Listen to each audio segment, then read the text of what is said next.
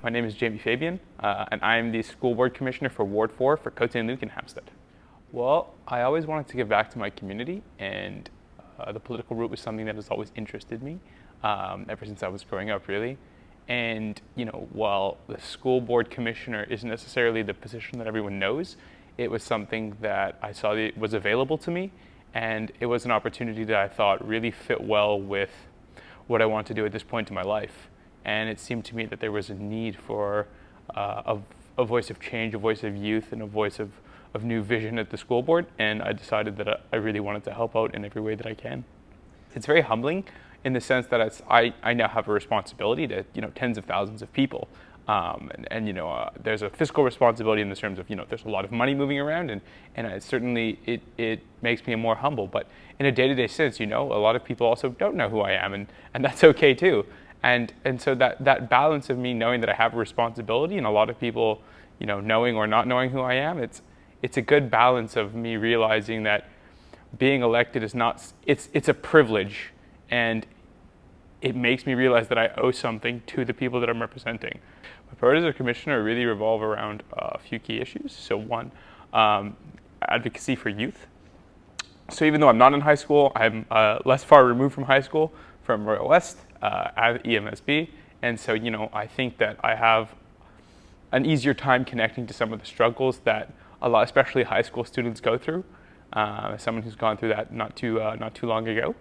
That's really a big thing, and mental health is really a concern that I think needs to be addressed and tackled, because your mental health in high school shapes your mental health for the rest of your life. And those formative years have a long-lasting impact. So we talk about the teen mental health crisis. The teen mental health crisis is not just for teens, because once you turn 18, it doesn't just suddenly go away. It lasts with you, and that's why we need to make sure that our youth are well taken care of. And the other priority that I have is combating anti-Semitism and hate. With that same token, making sure that school and education is accessible for all different sorts of equity groups, because as somebody who's Jewish and who comes from, whose grandparents have a history of being persecuted, I've heard the stories of what it's like. And for me, it's important that all students that come from different groups have that voice and are able to get equal access to education.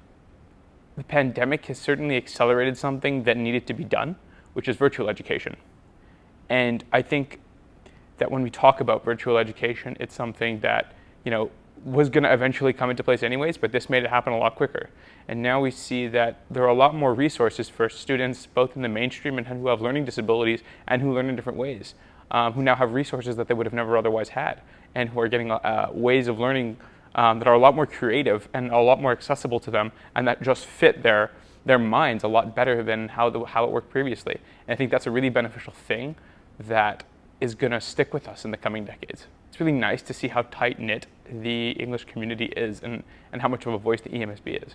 So, when we look at the English community in Montreal and in Quebec, it's something that once I got involved with the EMSB after high school, it made me realize how strong a voice and how strongly people connect English education to being speaking English in Quebec.